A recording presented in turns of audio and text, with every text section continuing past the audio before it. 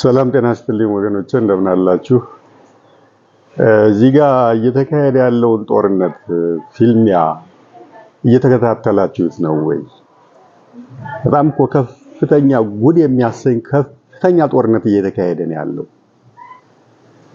በማንና በማን ትሉ እንደሆነ ለፍትህ በቆሙ፣ ለሃይማኖታቸው በቆሙ፣ ለማተባቸው በቆሙ፣ ለቅዱስ ቤተክርስቲያን ክብር በቆሙ፣ ለእግዚአብሔርም ክብር በቆሙ፣ ለሃይማኖታቸው በቆሙና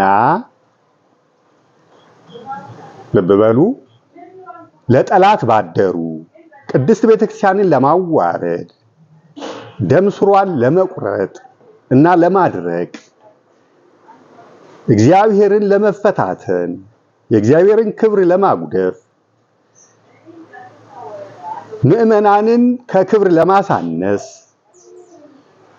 ገዳማውያንን ከምነና ለማውጣት ለማስወጣት ለመጣል ለማሰናከል በቆሙ መሃል ከፍተኛ የሆነ ጦርነት እየተካሄደ ነው። ማሳያው ደግሞ ይሄ ነው። ይሄ የምታዩት በዚህ ይሄንን ጉዳይ የማታውቁ ያላችሁ አይመስለኝም። ይሄ መነኩሴ ነኝ የሚል የውሸት መነኩሴ፣ ለጠላት ያደረ የውሸት መነኩሴ እኒህን እናት ደፍሮ አስወልዶ ከዛን እኒህ እናት ደግሞ ለፍትህ እሪ በማለታቸው ለእግዚአብሔር ክብር እሪ በማለታቸው ምክንያቱም እኔን ደፍሮ ልጅ አስወለደ ነው፣ ነገር ግን አሁንም መስቀል ይዞ እየቀደሰ ነው፣ ቤተክርስቲያን እየገባ እየቀደሰ ነው ያለው እና የእግዚአብሔር ክብር ተደፍሯል፣ የቅዱስ ቤተክርስቲያን ክብር ተደፍሯል፣ መስዋዕቱም የሚያርግ አይሆንም በዚህ ምክንያት እና አንድ ነገር በሉ ብለው ባሉ እናት መካከል ሲካሄድ የቆየውን በፍርድ ቤት ሲደረግ የቆየውን የፍትህ ግብግብ ያልሰማችሁ ያላችሁ ወይም የምትኖሩ አይመስለኝም። እና ይሄንን የህግ ሂደት ለማሰናከል ይሄ ከጎን የምታዩት አባ ገብረስላሴ ዘጣራ ገዳም የሚባል ሰውዬ ነው። ግን አባ አይደለም ወይም መነኩሴ አይደለም። እሱም እንደዚሁ አይነት ተመሳሳይ ግፍ በመነኮሳት ያውም የሱ ደግሞ በጣም በርካታ ነው። በርካታ መነኮሳት ናቸው። ገዳም አካባቢ ጣና አካባቢ ባሉ ገዳማት እየዞረ እኔ ምን አይነት አጋንንት ያደረበት ክፉ መልእክተኛ የዲያብሎስ መልእክተኛ መሆኑን የምታውቁት እንግዲህ ልብ በሉ። ከዚህ ቀደም ጽፌላችኋለሁ ታስታውሱ እንደሆነ ስለዚህ ሰውዬ ደፍሮ ከክብር ያሳነሳቸው ከምንኩስና ያነጠባቸው ያሰናከላቸው እና ልጅ ያስወለዳቸው መሆኑን ጠቅሼ እባካችሁን አሁን ደግሞ መነኩሴ ነኝ ብሎ መነኩሴ አስመስሎ ራሱን አቅርቦ ይሄው በጠቅላይ ቤተ ክህነት የህግ ክፍል ኃላፊ ሆኖ እየሰራ ነው ብዬ ከዚህ ቀደም ጽፌላችሁ ነበርና የአገዛዙ ደህንነት ነው ሰውየው። እዛ ያለ ባህር ዳርና ጎንደር አካባቢ እየተዘዋወረ ሽጉጥ ታጥቆ ነው የሚዞረው። ማንም የሚናገረው የለም። ምንም ቢያደርግ የፈለገውን ቢያደርግ ማንም ምክንያቱም ያገዛዙ ደህንነት ነው። የፈለገውን ማድረግ የሚችል ነው። መግደል የፈለገውን እዛው መድፋት የሚችል ሰው ነው። ኮልት ሽጉጥ ታጥቆ ነው የሚዞረው። ማንም የሚናገረው አልነበረም። እናቶችም በዚህ ጉልበቱ ተንበርክከው ምን እናቶች ብቻ አባቶችም ገዳም እየገባ የፈለገውን አድርጎ ሲወጣ ማንም የሚናገረው አልነበረም። ለእግዚአብሔር አልቅሰው ለእግዚአብሔር ከማሳሰብ ውጪ እናቶችና አባቶች ምንም ማድረግ የቻሉት ነገር አይደለም። ፍርድ ቤት እንዳይሄዱ ፍርድ ቤቱ የሱ ነው። ሽጉጥ ታጥቆ ያገዛዙ ደህንነት ነው። ታጥቆ የፈለገውን የሚያደርግ ሰው ነው። ስለዚህ ማን ፍትህ ይሰጠናል ብለው ለማን አቤት ይበሉ እና እንደዛ አድርጎ ገዳማትን አድባራትን አብያተ ክርስቲያናትን ለአገዛዙ ያስገዛ አቤት ወዴት ብለው ፈርተው ተንቀጥቅጠው እንዲያድሩ ያደረገ አርመኔ ነው። ይሄ አባ ገብረስላሴ የሚባለው አህዛብ ነው። የውሸት ቆብና ቀሚስ አጥልቆ መስቀል ይዞ የሚዘዋወር የአገዛዙ ደህንነት ነው እና እሱ አሁን ደግሞ ያ በራሱ የሰራው ግፍ አልበቃው ብሎ እሱ የፈጸመው ግፍ አልበቃው ብሎ የሱን ፈለግ ተከትሎ በመነኮሳት ላይ እቺን መነኩሴ ደፍሮ ልጅ ያስወለደውን የውሸት መነኩሴ ደግሞ ነፃ ለማውጣት እና ደግሞ ቀጣይ እንደፈለገ እንደዚህ እሱ ሲያደርግ እንደኖረው መነኮሳትን እየደፈረ እንደፈለገ እንዲያደርግ ለማድረግ ከፍተኛ ጥረት ሲያደርግ ቆይቷል። በጠቅላይ ቤተ ክህነት በቅዱስ ቤተክርስቲያን ስም ደብዳቤ ጽፎ ይገርማችኋል ለፍርድ ቤት ቤተክርስቲያን ጉዳዩን ራሷ ትይዘዋለች፣ ለችግሩ ራሷ ልባት ትሰጣለች። ከዚህ ውጭ ግን በአደባባይ በፍርድ ቤት የሚደረገው ነገር ቤተክርስቲያን ለማዋረድ እንግዲህ ለቤተክርስቲያን የተቆረቆረ መስሎ ነው። ቤተክርስቲያን ለማዋረድ የሚደረግ ስለሆነ እንዲቆም እንጠይቃለን እያለ በቤተክርስቲያን ስም ደብዳቤ እየጻፈ ይገርማችኋል።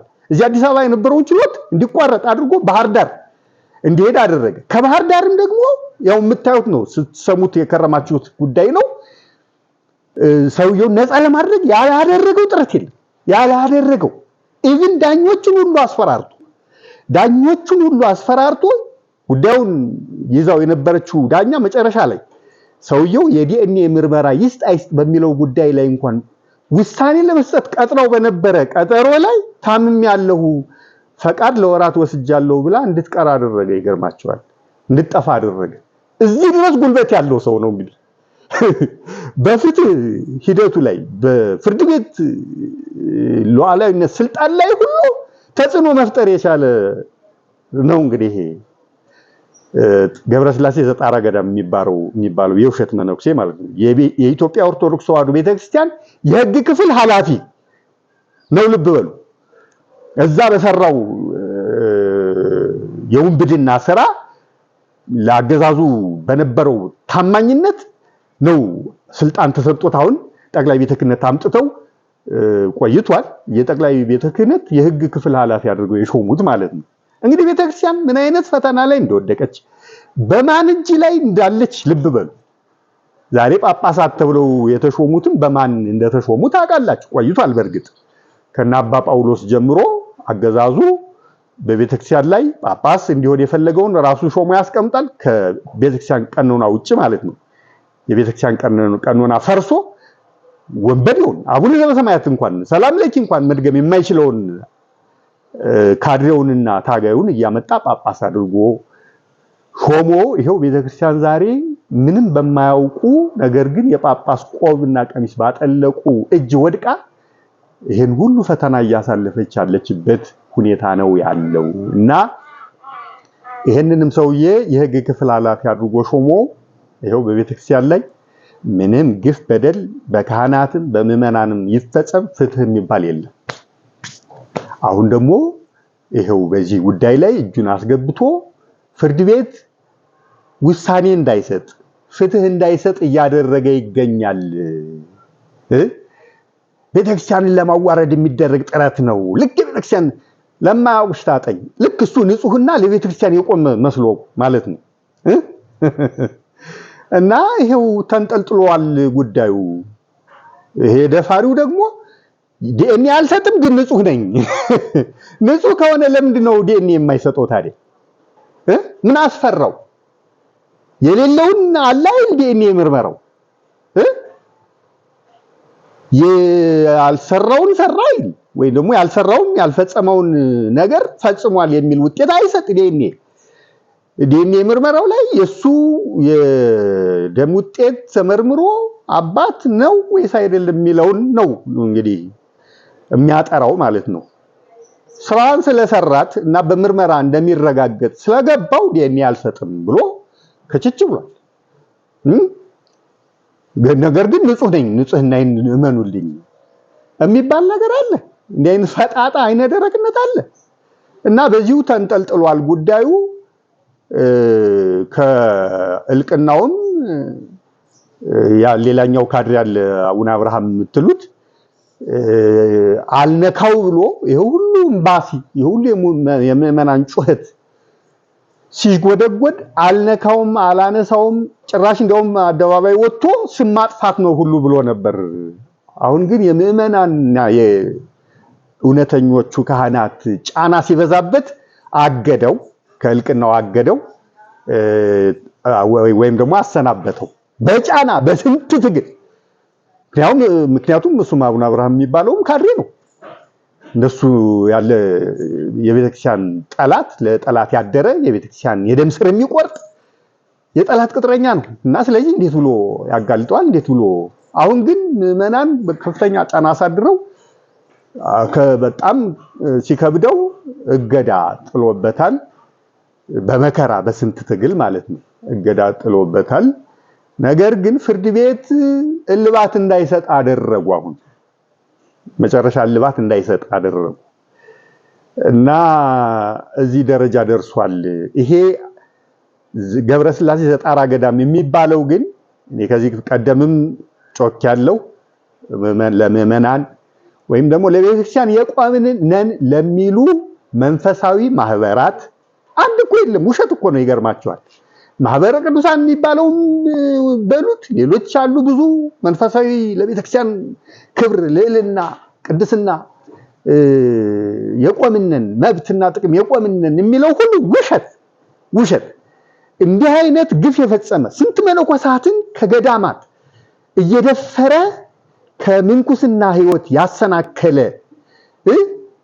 ማንም ይነግራችሁ ነው። ወደ ባህር ዳር ወደ ጣና አካባቢ ገዳማት ብትሄዱ የዚህን ገብረስላሴ ዘጣራ ገዳም አካባቢ ብትሄዱ ማንም የማያውቅ የለም የሱን ግፍ የሱን በደል እና ማንም ሊነግራችሁ መረጃውም በአደባባይ የሚገኝ ነው። ግን ማንም አልነካውም። ይገርማችኋል። ይሄ ለቤተክርስቲያን የቆምነን የሚለው ሁሉ ውሸት ስለሆነ ይሄው ይሄንን ግፈኛ ይሄንን አረመኔ ከራሱ አልፎ ደግሞ አሁን ቢጤውን ነፃ ለማውጣት እየታገለ ያለን አረመኔ ማንም ህግ ፊት ሊያቀርበው የቻለ የለም። ልጆቹ ባህር ዳር አሉ የወለዳቸው ልጆች እሱን ነው የሚመስሉት። ደግሞ ይገርማችኋል። የሱም ቀላል ነው። ዲኤንኤ ማስመርመር ነው እኮ ቀላል ነው። ዛሬ እግዚአብሔር ይመስገን እድሜ ለቴክኖሎጂ አባት አይደለሁም ብሎ በተለያየ ሐሰተኛ ማስረጃ ነፃ መውጣት አይቻልም። በቀላሉ በዲኤንኤ ማረጋገጥ ስለሚቻል እና ይሄው ደግሞ አሁን ከሱ አልፎ እንዲህ አይነት ደግሞ ግፍ እየፈጸመ አለ። ጡንቻውን አገዛዙ የሰጠውን ጡንቻ ተጠቅሞ በፍርድ ቤት ላይ ጫና ፈጥሮ ይሄው ፍርድ ቤት ውሳኔ እንዳይሰጥ አድርጓል እና እባካችሁ እንተባበር። በዚህ ጉዳይ ላይ መተባበር ለሃይማኖት ለማተብ ለፍትህ መቆም ነው። በዚህ ጉዳይ አለመተባበር ደግሞ ከቤተክርስቲያን ከአጽራረ ቤተክርስቲያን ጎን መቆም ነው። ልብ በሉ፣ ለቤተክርስቲያን ጠላትነት ነው እና እባካችሁ እንተባበር። ለነገሩ ግልጽ ነው። በቃ ዲኤንኤ አልሰጥም ብሏል። አባትነቱን አረጋግጧል ማለት ነው፣ አምኗል ማለት ነው። ከዚህ ውጭ ዲኤንኤ አልመረመርም የሚልበት ምንም ምክንያት አይኖርም። ደግሞ አልመረመርም ብሎ መቅረት አይችልም እና እዚህ ደረጃ ደርሷል። ይሄንን ሰው እየጨምረንም ህግ ፊት እናቅርብ ነው የምላችሁ። ባህር ዳርና ጣና ገዳማት ጣራ ገዳም እንደዚሁ መረጃውን የማያውቅ የማይሰጥ ፈርተው ነው፣ ለነፍሳቸው ፈርተው ነው የወለዱት መነኮሳትም ጸጥ ዋጥ አድርገው ጸጥ ያሉት። ነገር ግን በትብብር ህብረት ትብብር ለሴቶች መብት ቆም ያለው የሚል ተቋም ካለ ለቅድስት ቤተክርስቲያን ክብር መብት ነፃነት ቆም ያለው የሚል መንፈሳዊ ማህበር ካለ በትብብር ልናደርገው የማንችለው ጉዳይ ስለሌለ ይሄንንም ገብረስላሴ ዘጣራ ገዳም የሚባለውንም ጭምር እናቶች ይወጣሉ። አሁን ለነሱ ፍትህ የቆመ አካል መኖሩን ቢያውቁ ይወጡ ነበር። ይወጣሉ። ይሄው ከኔ የወለዳት ልጅ እቺ ናት ይሄ ነው እያሉ ያቀርባሉ። ማስመርመርና ጉዳዩን ግልጽ ማድረግ ይቻል ነበር። ይሄ ስለሌለ ዋጥ አድርገዋት ከክብር ወድለው ከተማ ገብተው ከገዳም ወጥተው ከተማው በቀን ሰራተኛ በቤት ሰራተኝነት እየኖሩ ነው ያሉት፣ ልጃቸውን እያሳደጉ ያሉት እና ይሄ ግፍ ሳይበቃው ደግሞ አሁን ደግሞ በዚህ ገብቶ እጅን አስገብቶ ይሄን እያደረገ ነው ያለው እና እባካችሁ ለሃይማኖት ማተብ አለኝ የምትል ሁላ አንተ ውሸታም ቀልማዳ ሌባ ሁላ እውነት ማተብህ እውነት ከሆነ ለቤተክርስቲያን የቆምክ ከሆንክ በተለይ ደግሞ ለቤተክርስቲያን ክብር ነፃነት ጥቅም ቆም ያለው የምትሉ የመንፈሳውያን ማህበራት እውነት ለዚህ የቆማችሁ ከሆናችሁ በዚህ ጉዳይ ላይ እጃችሁን